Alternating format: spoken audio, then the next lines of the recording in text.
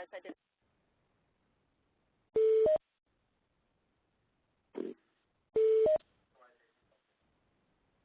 Okay. Maya's friends with Deer Creek on our desktop.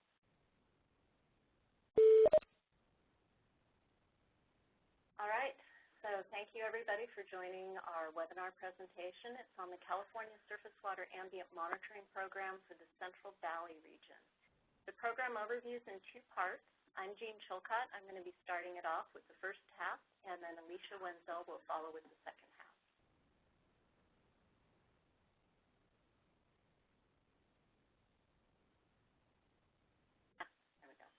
Okay, we've broken the presentation, the program summary, into a couple of different topics. I'm going to give you a background about the Central Valley Regional, why it's unique.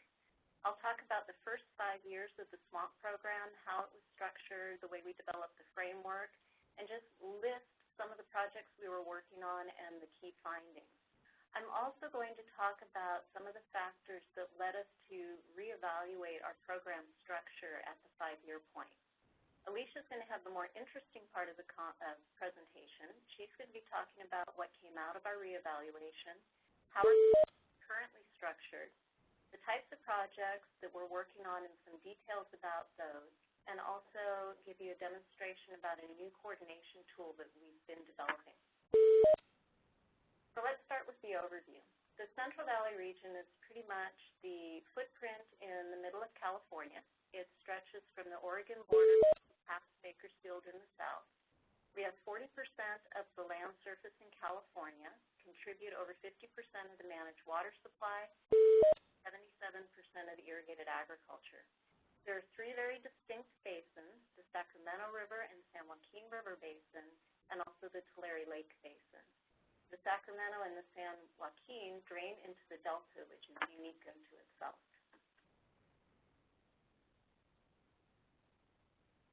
Some of the diversity within our region includes the fact that we have estuaries, lakes, wetlands. We even have some bay shoreline. We have over 80,000 miles of river and stream and 9 million acres of irrigated agriculture. The irrigated agriculture contributes over 1,500 miles of ag-dominated natural water bodies and almost 20,000 miles of constructed facilities. We have a number of water quality issues. They're very diverse, like the region is.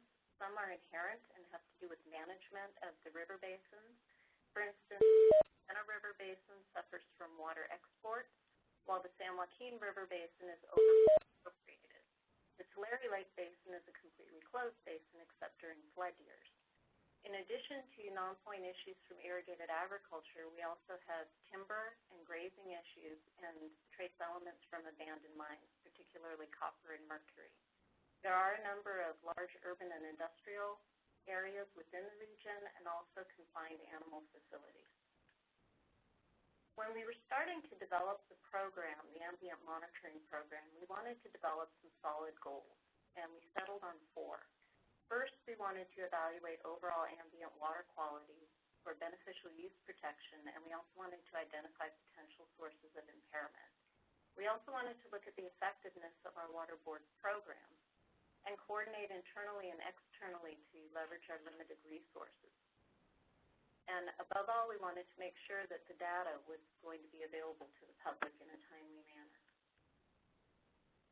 In trying to meet those goals, we had to deal with the fact that we did have 4 very distinct sub-basins, characteristics including their seasonal variability, a number of diverse water quality, and actually a variety of existing monitoring frameworks. In addition, we had limited annual resources. For the entire region, we were allocated 2 staff, and our contract funding fluctuated annually, everywhere from $70,000 to $800,000. Sometimes it fluctuated within a water year.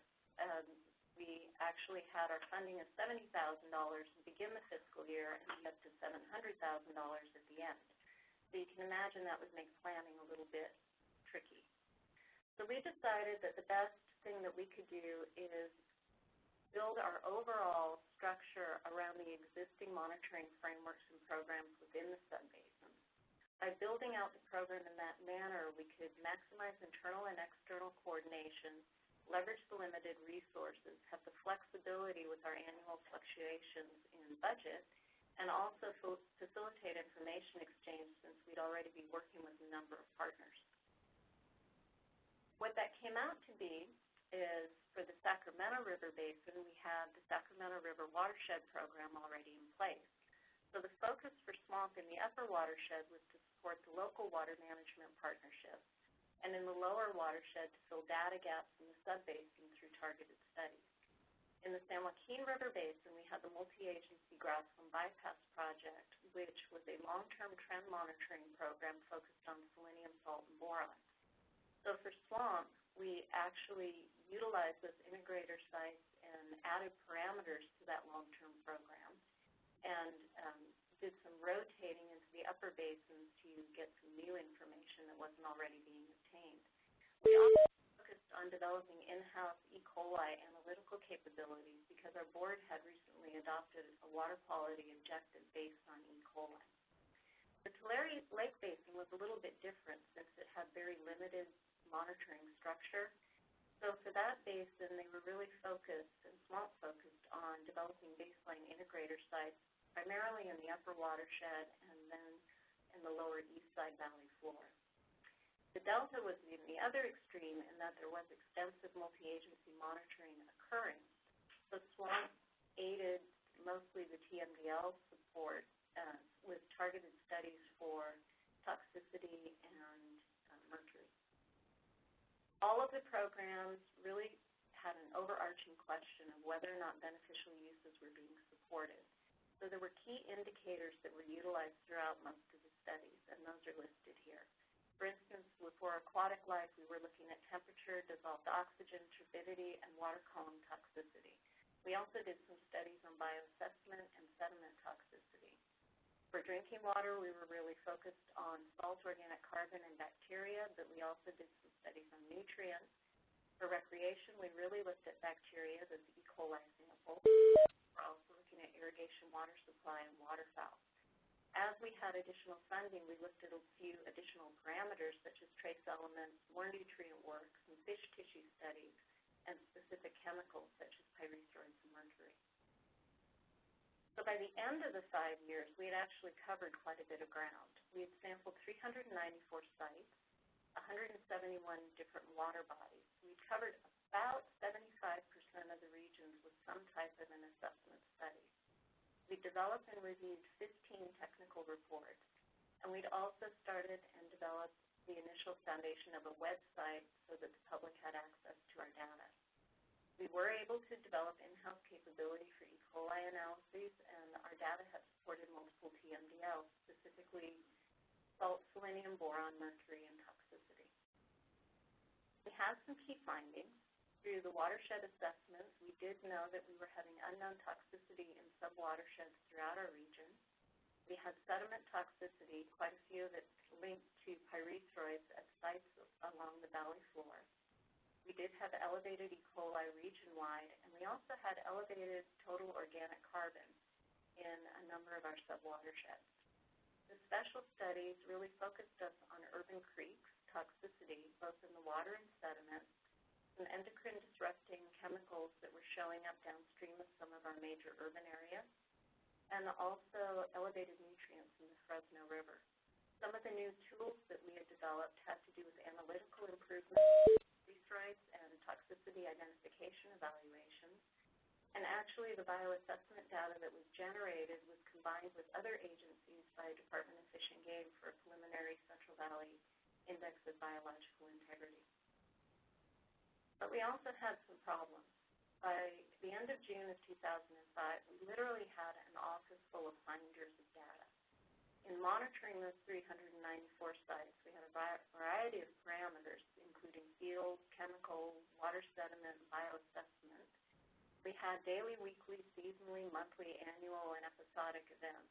And so we had found ourselves behind in data assessment. Now, most of the data had been looked at and were being used internally by programs, but we were very far behind on actually developing our technical reports that we could release for peer review to the public. We were also behind in our entry to the Swamp Master data. Most of the data was available on our website, but it wasn't available statewide in the database.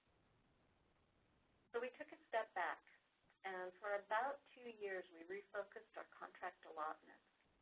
We used about 40% of our budget to actually hire a project assistant to become our data manager to catch up on our backlog of data entry, which we were able to do by December of 2007. We hired a project assistant to take on the bulk of the sampling and logistic efforts to maintain some of our key partnerships and the ongoing monitoring. We also hired a number of students to help with the field work and do the data entry. Our staff efforts were refocused on assessing the developed data so that we could actually put together those technical reports, and we did complete 12 additional reports. Managing the ongoing contracts, including the laboratories and special studies. And a big part of our time was spent actually stepping back and reevaluating the SWAMP framework we've been operating under.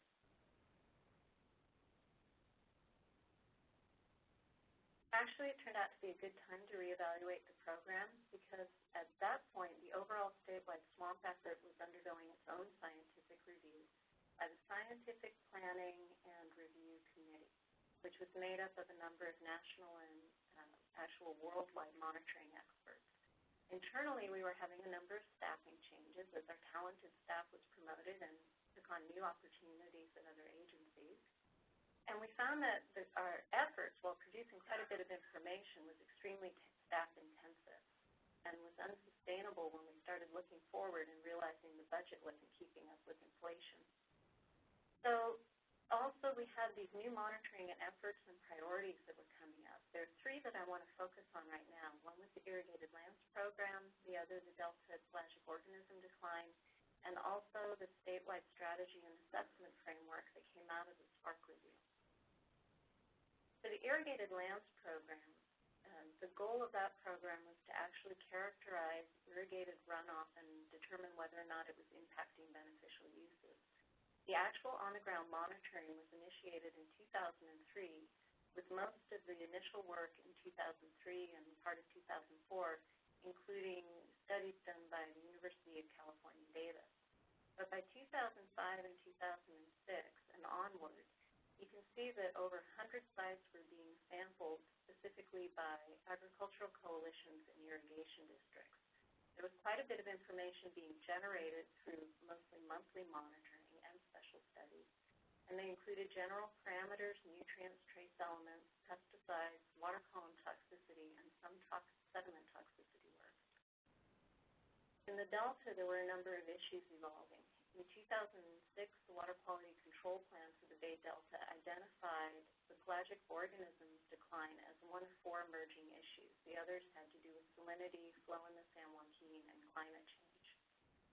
There was a Joint Delta Actions Resolution identifying short and long-term actions, and by 2008, a strategic plan. Now, the strategic plan, the element of interest to us and direct impact to our regional monitoring efforts, was the need to develop a comprehensive monitoring program. And finally, out of the SWRCB review, the state was determined to develop a statewide strategy and framework that the regions could link more directly into. Most of the statewide efforts were probabilistic to get a percent of water bodies impaired, but the actual SPOT program, the Stream Pollution Trend Study, was a targeted study that picked 100 sites that were analyzed for sediment analyses, toxicity, metals, and pesticides, so that it was a long-term trend framework. And 30 of those sites fell within the Central Valley. So this became a very nice project for a collaborative effort, since one of the big overarching issues in our valley was sediment toxicity. So given all those issues, I'm going to pass it over to Alicia so she can tell you what came out of the study.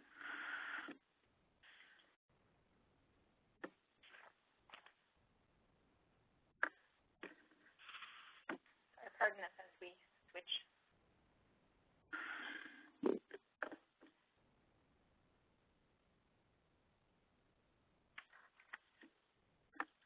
So one of the issues we faced was how to meet the goals of our Central Valley Swamp program.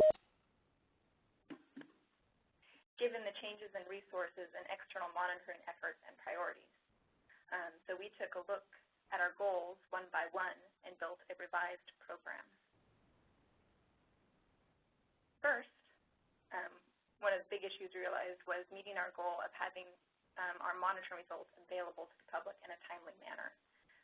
As Jeannie mentioned, we had contracted with a data manager, and so we've continued that contract to help us manage our data, which frees up staff to work on other projects. One of the goals set for that was to have our data entered into the SWAMP database within 30 days of our internal quality assurance reviews. We met that goal last year with our grasslands bypass monitoring data and hope to be there this summer with the rest of our SWAMP data. We have continued to update our Region 5 SWAMP webpage, posting our data, and have also been trying to reorganize it to make it more accessible for people wanting to find our assessment reports and data. We've also been exploring the use of 2- to 3-page fact sheets to summarize our assessment findings so that it's more readily accessible to the public. So we use those in place of or in addition to our technical report. We also contribute a lot of resources to assessing our data for the 2010 integrated report.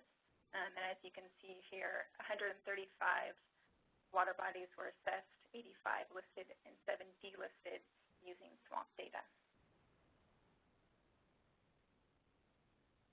To encourage a more consistent approach to how our regional SWAMP program was evaluating beneficial uses and the effectiveness of our water board program, we recognized the framework developed by SPOT gave us a good opportunity to start a seasonal trend monitoring program in the Central Valley.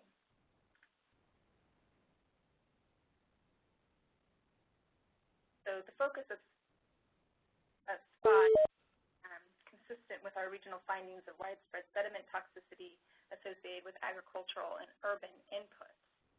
So SPOT is already monitoring the sediment toxicity in pyrethroid that we're interested in, and so we took the opportunity to add water column information to that. And we've been monitoring seasonally since May of 2009,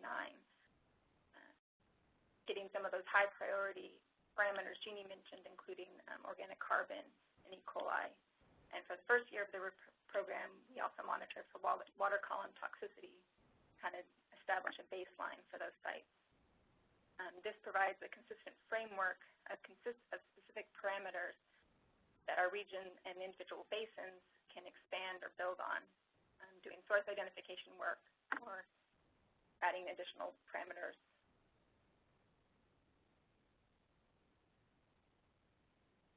We also really wanted to re-emphasize both our internal and external monitoring efforts. There were a couple of internal opportunities that we recognized. One was, of course, the Irrigated Lands Program. SWAMP has been providing resources to help with the data management and moving their data to a SWAMP comparable database.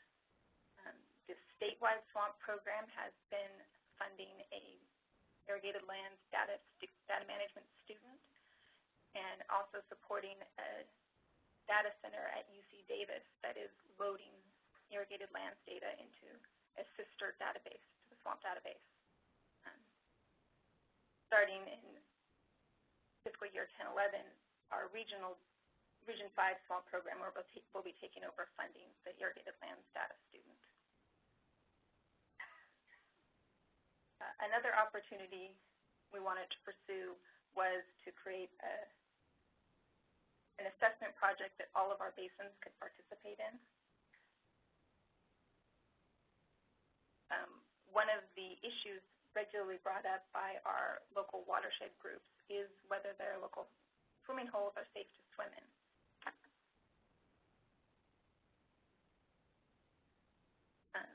As Jeannie mentioned, we also had already purchased the equipment in order to do E. coli analyses in-house, and there is an existing guideline for E. coli in full contact recreation.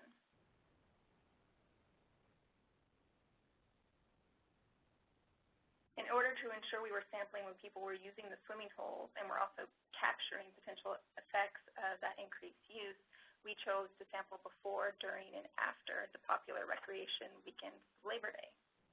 In 2007, we conducted a pilot study to kind of assess the feasibility of this kind of work. We wanted to include watershed groups, both to identify swimming holes to sample and also to help with sampling so that we could cover more ground with our limited staff. So in the 2007 study, we worked with 2 watershed groups to sample 15 swimming holes. And then in 2008, we did a much larger study working with 21 watershed groups to sample 57 swimming holes. And as you can see here, those swimming holes extended all the way from Fresno County in the south up to Shasta County in the north. Of the 57 swimming holes we sampled, only 5 had E. coli levels above the U.S. EPA guidelines. And as you can see with the red dots on the map, all of those sites were in 4 of the lower Sacramento watersheds. In June of 2009, we wanted to go back to those 4 watersheds. We increased the number of sites to 17 to look for potential sources and also added pathogen monitoring to select sites. What we found were 2 watersheds had detectable levels of cryptosporidium, and one of those watersheds also had detectable levels of Giardia and Salmonella.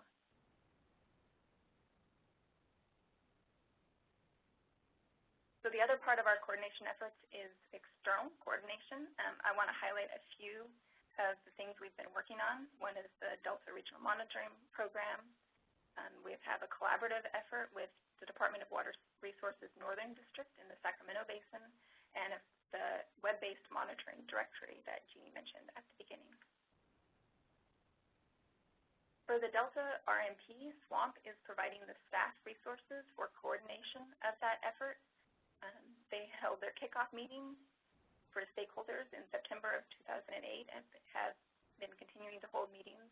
They formed 5 stakeholder work groups. The short-term goal for that effort the next couple years is to establish a framework for compiling and assessing the readily available data. Some of the recent products of that were a summary of current water quality monitoring programs that identified 22 entities and 18 long-term monitoring plans for the Delta. And the other is a contaminant synthesis report that compiles the available data.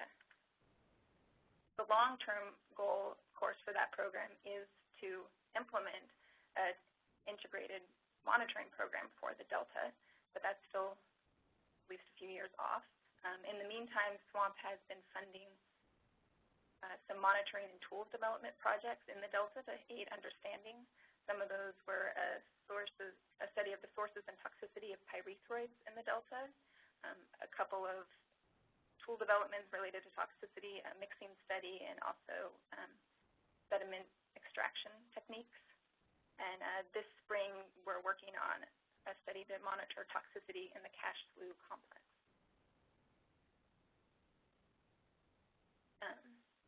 In 2008, SWAMP, we recognized an opportunity to leverage some of our funding with the Department of Water Resources Northern District.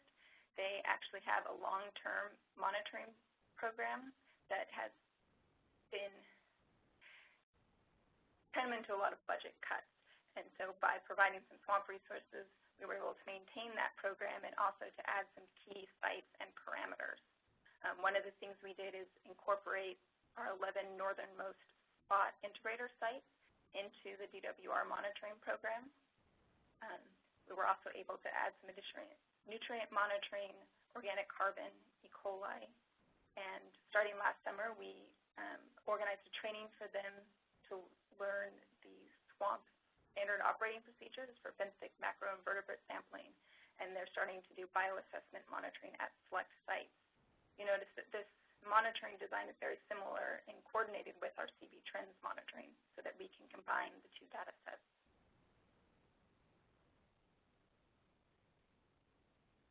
So here I just wanted to pause for a moment to kind of summarize what our current monitoring activities are.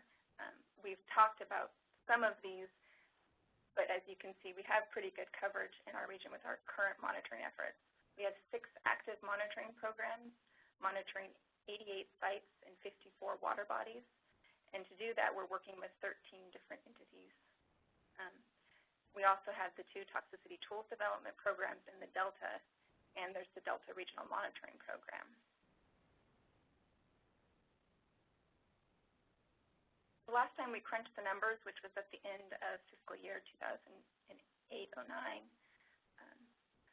we were able to see that SWAMP is doing a pretty good job of leveraging its resources in our region. We've stretched them quite a bit, but we also recognize that there are a lot of other coordination opportunities out there, and we really need to know what they are. And so with that in mind, we've been trying to develop a web-based monitoring directory for the Central Valley.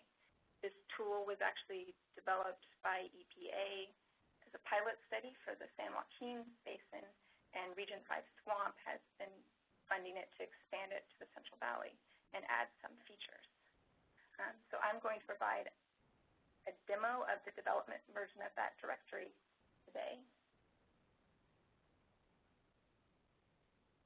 So here you'll see the home page, and notice that it does say it's the beta version. This is not yet available to the public, but we hope to be sending out an announcement soon. We will be doing a lot of outreach for that and also providing training to interested monitoring groups. On the right here of the page, you'll see some of the options. It's linked to this home page, to the directory, which is the map where you can view all of the monitoring programs, contact information.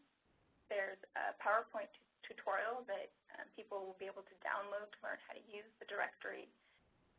And one of the features that we think is really important is a login so that project managers can actually log in and enter the metadata for their project and have it entered into the directory. So the computer I'm working on today actually has an older version of Internet Explorer. So I am going to go jump between tabs so that you don't all have to watch too much loading time.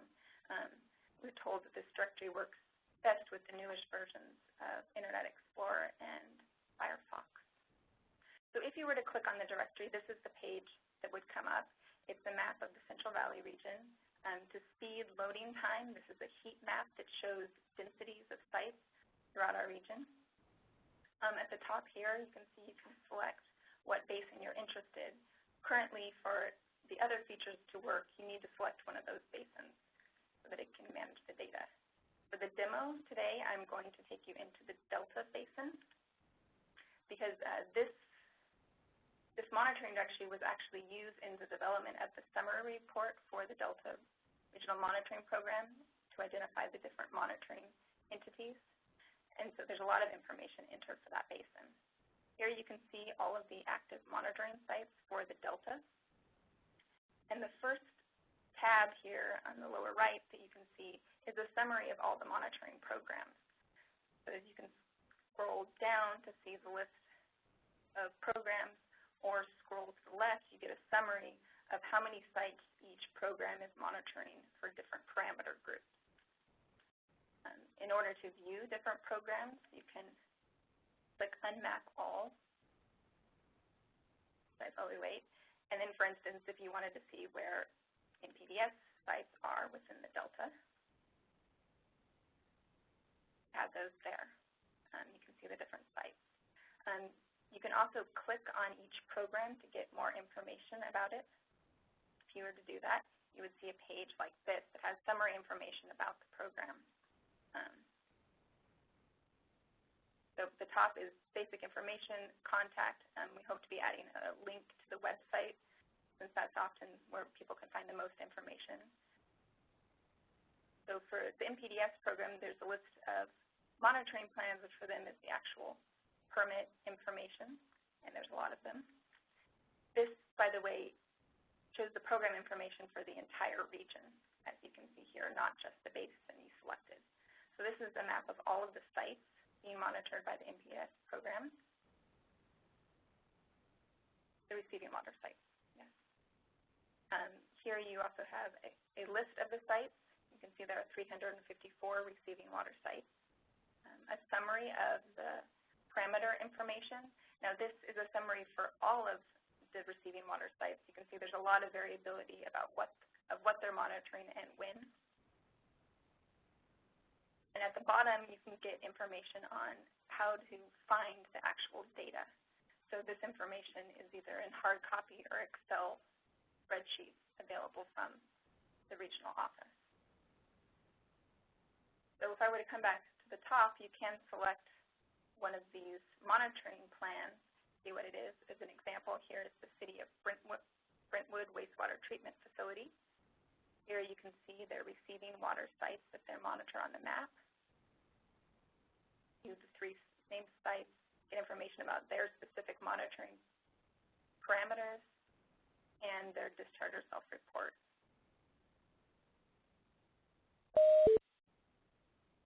So if we go back to the main monitoring directory and continue through the tabs, the second tab is an agency tab, which provides a summary of the different monitoring programs by agency.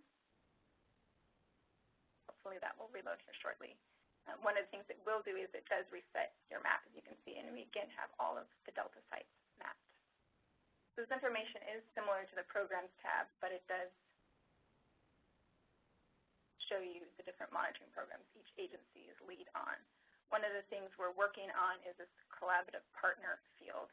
As you can see right now, some of the information isn't filled out. We're also dealing with the problem that a lot of the programs have a lot of partners and how best to display that. The next tab is the Parameter tab. Load here shortly. Right now the parameters are divided into groups, but in order to map the different parameters, you do have to select them individually. Here. So again, you have the option to unmap all of the sites and then map specific parameters you're interested in. As an example, going to map total suspended solids. There's 51 sites in the Delta. And then if you wanted to know more about any of the sites, you can either click on the site. You can also use this magnifying tool, which is linked directly to the Sites tab, to select out an individual site. And that'll automatically take you over to the Site tab.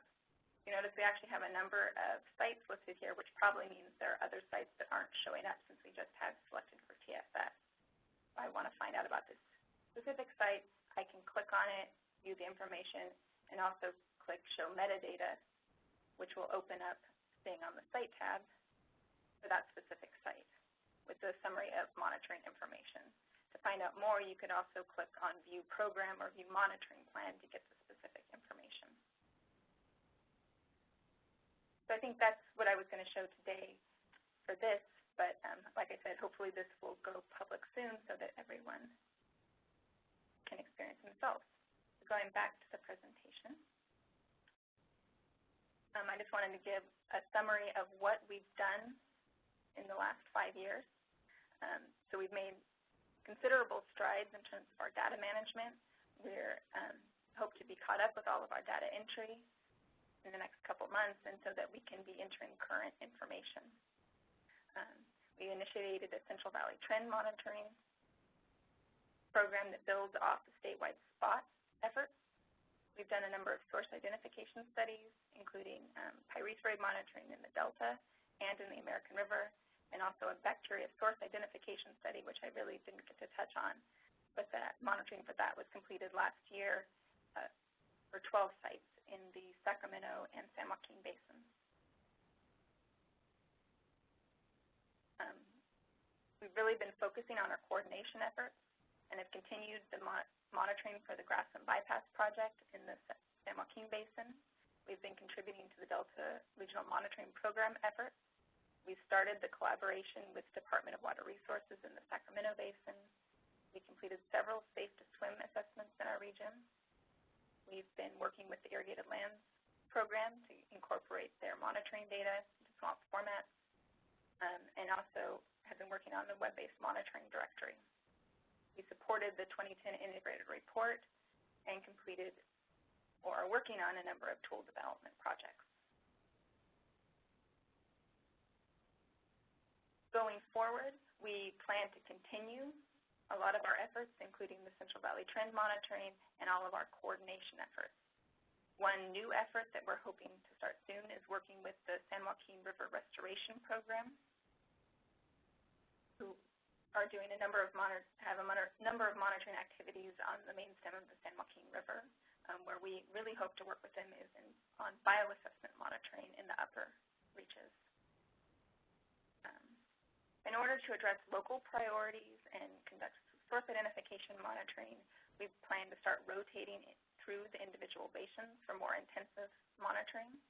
In fiscal year 09-10, we funded a number of studies in the lower Sacramento and Delta, including pyrethroid monitoring in the American River and the tool development projects. In fiscal year 10-11, we'll be rotating in the Tulare Lake Basin, followed by the Sacramento and San Joaquin, and then we get to start over again in the Tulare. We also want to conduct special studies as warranted. In 2010, we're actually augmenting the spot sediment monitoring to increase the number of sites and sampling events in 3 of our watersheds and a source identification effort. We're also planning some cyanotoxin monitoring in Clear Lake and Lake Isabella this year, and are working with our TMDL groups to decide how best to respond to the findings from the statewide swamp lake bioaccumulation report.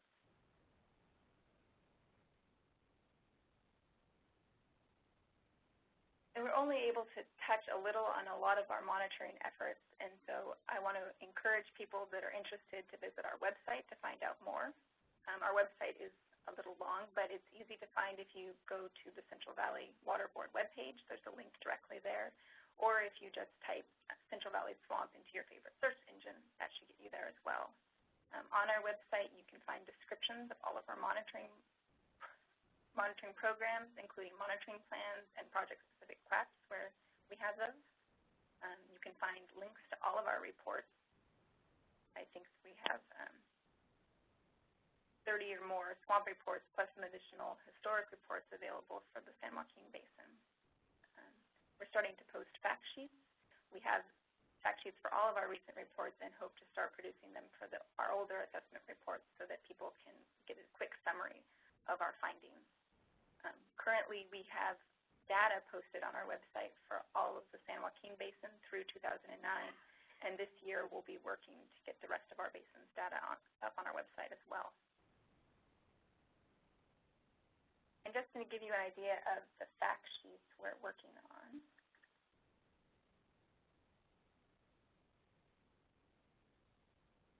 if the computer will let me.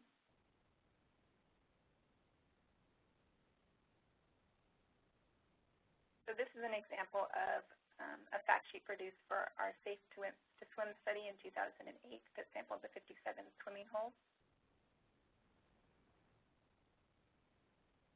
It has summary information about what the study was.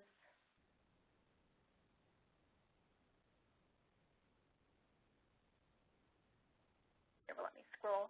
I can show you, again, you see the map of, this is the 2009 study, so this is the sites for the 4 different watersheds that we went back to monitor. A table with the actual monitoring results and some information about what this measure shows you.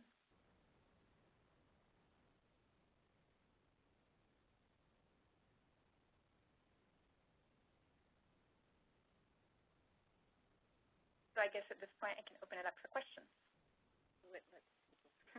If DeWitt will hopefully unmute people. Hold on.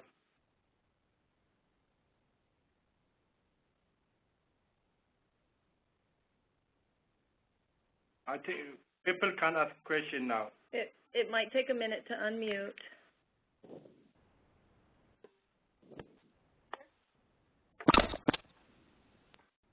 I can hear somebody. Yeah. This is Stephen McCord. I could ask a question. Can you hear me? Yeah, actually we have a question in-house. Somebody was asking if we have access, if there's access to that monitoring directory, and right now what we were showing was the back end that it's being developed by Aquatic Science Center, and they have it offline right now until they can work out some of the bugs. We've been really hesitant to release it to the public because since they're working on that version, people that go into it will get a lot of error messages. They'll see various language tabs showing up, and we're so close to having it finished right now. We'd like to just get it done, get it released to the public, and we're cleaning up these last bits and pieces of it and trying to make sure that the data loading section is clean so that when we take it out and we show it to people, they'll be able to turn around and actually start using it. One of our big fears is taking it out now, having somebody try to use it, have it break, and then they'll never go back and try it again. Okay, if someone else had a question? Steve Ford, I could ask one. Okay. All right. So with the Sacramento River watershed, I was wondering, so that you mentioned the DWR funding. I think Fraser Syme's on the phone, so maybe he's the one to answer this. But is that ending sort of soon? So is there not going to be any monitoring after, like, this summer? Yeah, actually, I'm glad you mentioned that because that was one of the things that was coming up when we did our 5-year review was the fact that the Sacramento River Watershed Program was actually winding down, and there was going to be very limited monitoring. And in fact, one of the reasons we went up and did toxicity monitoring that first year was to pick up a number of the sites that were no longer getting toxicity in their long-term program in the Sac watershed. So yeah, there's a big question mark of what the long-term framework is going to be in that basin, although they're also discussing the development of regional monitoring plans. So we have staff available here that's talking with them on that, but funding's always an issue. Alicia, it's Fraser. Hi, Fraser. Hi. Hey, we're committed to continuing our mutual program as long as possible and expanding it as possible. So we found it a very successful partnership, and we're very pleased with the way it's going. I don't foresee, unless something dramatic happens in the legislature, us having to curtail our activities as they support your program, and hopefully your funding will still continue. I know the contract that we've currently got expires next year, I believe. Is that? Yeah, so it's currently funded through the fiscal year for 10-11.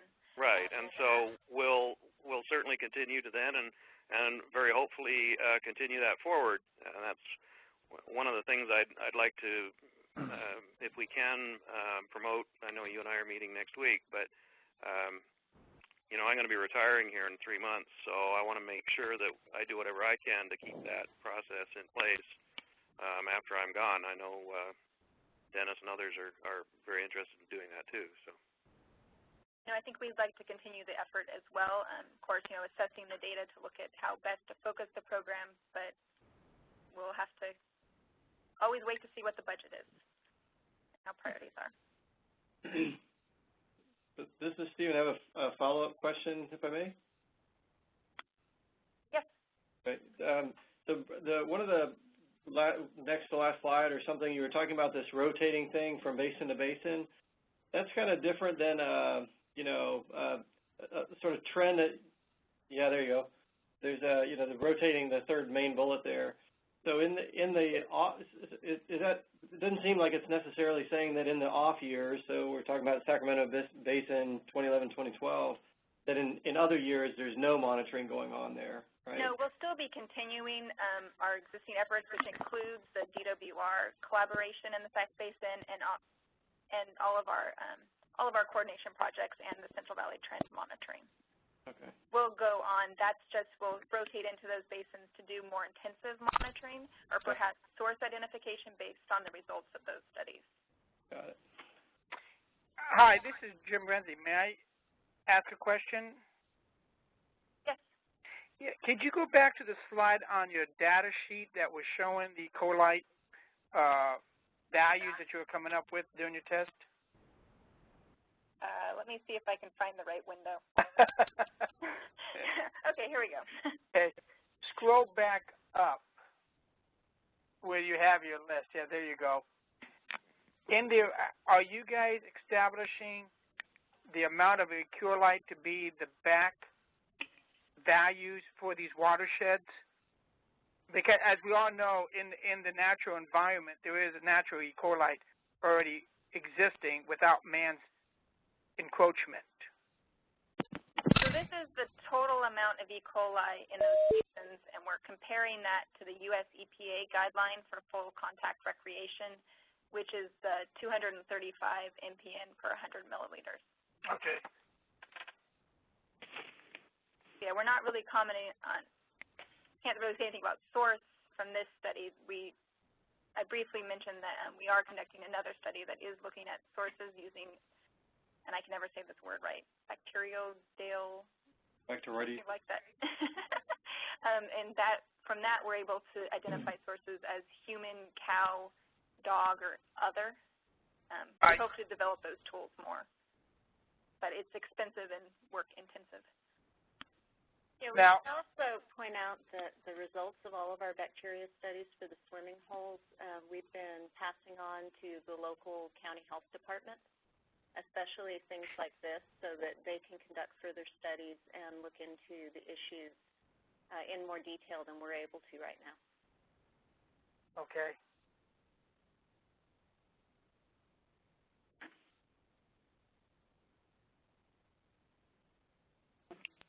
This is very valuable because we down here in Southern California, we're going through our watersheds and we're coming up with ecolite, and we don't have running rivers, beautiful streams like you guys have up north.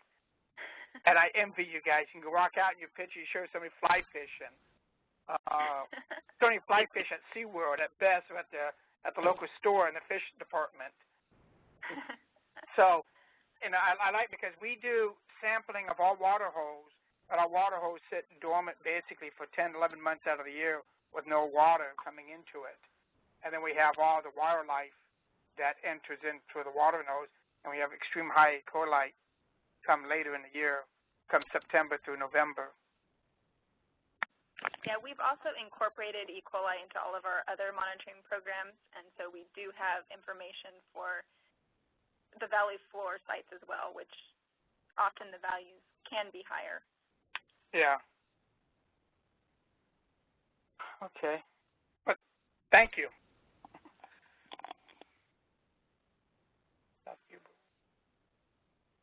This is Stephen McCord. I have one other question. If there's just trying to fill the silence here. Don't want to play. So you mentioned the sediment TIE procedures development. I was wondering if that's tied into the sediment quality objectives work that's going on statewide. It hasn't come to the delta or freshwater streams yet. Is that sort of the thinking or direction, though? Most of the sediment TIE work has actually been done in the delta. I can't really speak to how well it's correlated with the sediment quality objectives. That study, I think the contract got held up, so it either just went into place or is still pending. So that's another one of the challenges we have.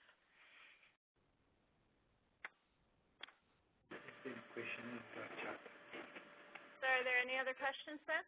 Real quick, when you mentioned this is Jim again from San Diego, are you going to ask for the local county health departments in those counties to give their values that they've been sampling and have a table or have it put in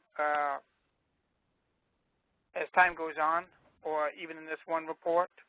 I think that that's actually probably more of an issue for the California Water Monitoring Council. I know that on their Safe to Swim website, they're actually exploring having a section for freshwater in addition to all of their ocean work. So it's really more in their purview, because then they could actually contact all the different counties in California rather than have us try to do it piecemeal. And then all the data would be in one spot. That would be nice.